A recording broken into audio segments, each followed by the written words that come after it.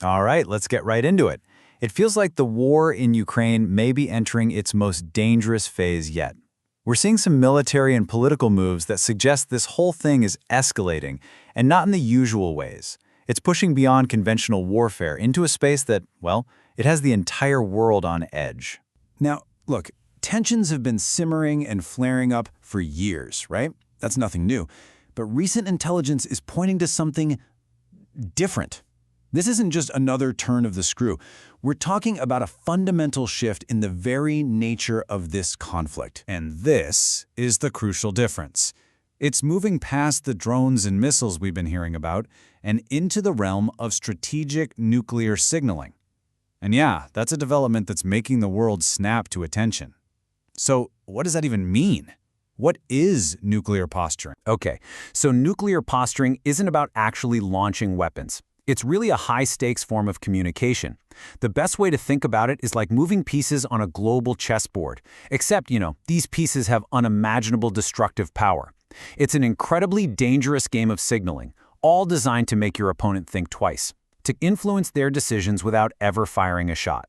And that brings us right to our first major point here. How the superpowers themselves are the ones turning up the heat with these big, direct, strategic moves. What we're seeing is a classic action-reaction loop playing out.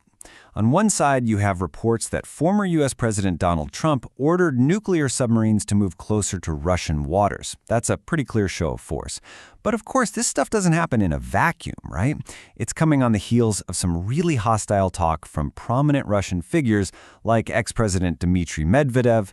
So each move gets seen as a provocation, and it just creates this really dangerous cycle of tit-for-tat escalation. So while the superpowers are playing this high-level chess match, Ukraine is making its own incredibly bold moves on the ground. And in doing so, they're changing the very nature of their own offensive strategy. Get this. Ukraine has successfully deployed long-range drones that went hundreds of kilometers deep inside Russia to hit a critical oil facility. This was no simple border skirmish. This was a sophisticated, multi-stage operation.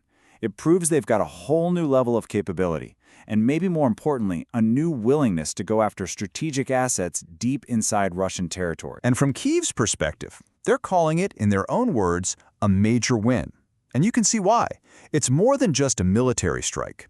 It's a huge victory for morale, it's a demonstration of their tech skills, and it sends a crystal clear signal that they can inflict serious economic pain far, far away from the front lines. So, with all these escalations happening on all sides, the rest of the world is, well, just watching with growing alarm. The big fear here is that any one of these individual actions could trigger something much, much bigger, a much broader destabilization of the whole region. You're hearing the international community speaking with a nearly unified voice right now, and the message couldn't be more urgent. Calm down, de-escalate. World leaders are warning that this exact combination, the bold moves on the battlefield and this nuclear signaling, it risks a domino effect that could throw the entire region into chaos.